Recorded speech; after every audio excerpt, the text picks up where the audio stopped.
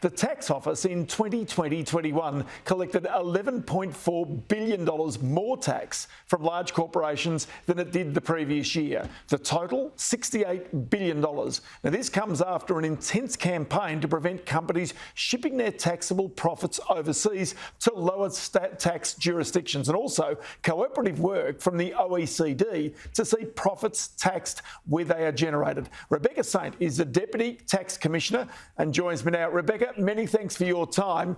Do you believe, the Tax Office believe, that this was a good result for the Australian community and for the Australian Tax Office? Thanks, Ross, and thanks for having me here today. I think what the results really reflect are some of the economic conditions that were in play at that time. We were in the middle of the pandemic, and I think what you can see is that large corporates really generally weathered those conditions fairly well. The increase in tax is predominantly driven by high commodity prices and in particular high iron ore prices that were around during that period. I think though viewers can be confident that the entities in this population are being held to account through the efforts of the Tax Avoidance Task Force. OK, so one thing you do say is that 93% of all these corporates, and there's almost 2,500 of them, do comply, and that once action is taken by the Tax Office, at 96 you call compliant. Does that mean there's another 4% with either which you have dispute or indeed that you think are not doing the right thing? So as you point out, Ross, we think we've got some of the highest levels of compliance for large business anywhere in the world. So 93% of tax is getting paid willingly on lodgement of returns, and that does increase to 96% after ATO activity. We do apply considerable resources to try and improve that, and we aim to get that level up to 96% on lodgement and 98% following ATO activity.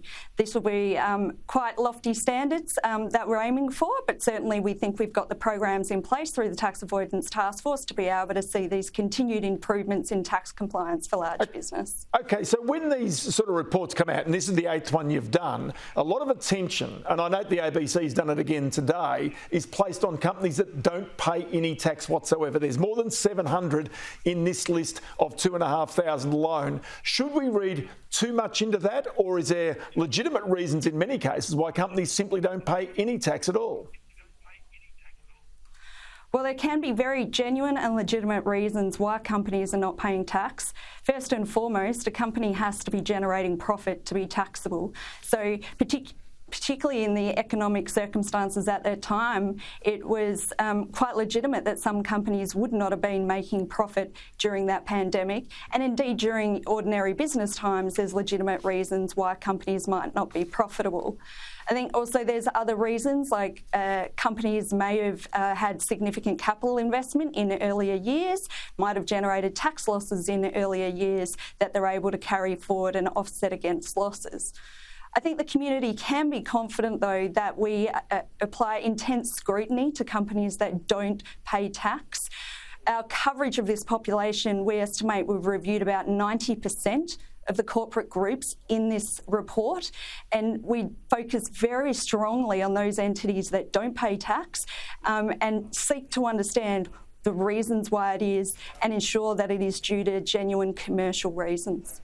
Because one thing is, I mean, this is about whether the Tax Office is doing its job. And indeed, you know, if you're an ordinary PAYG taxpayer, you want to see that tax is fair for all. That's one of the mantras of the Tax Office, I know. But this task force since 2016 has raised some $17.2 billion in tax. And that's all about making certain the tax system is fair for all.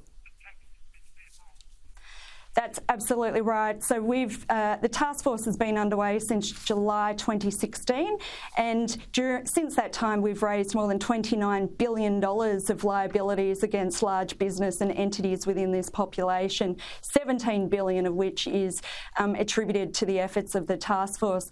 So we are seeing high levels of liabilities and evidencing the ATO's ability to be able to hold large business to account.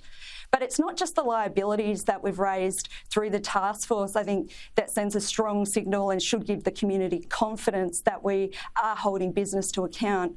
we heavily scrutinise all of the businesses in this population, and in fact the very largest top 100 economic groups are under continual monitoring by the ATO, and we seek to assure that they are paying the right amount of tax year in, year out. We have dedicated teams that look after these businesses and ensure that they are doing the right thing. To date, 4 out of 5 of these top 100 economic groups have been able to demonstrate that they are paying the right amount of tax. I'll tell you what, Rebecca Saint, good to have you on the program today. The Deputy Tax Commissioner is with us, and many thanks for your time. Thanks, Ross.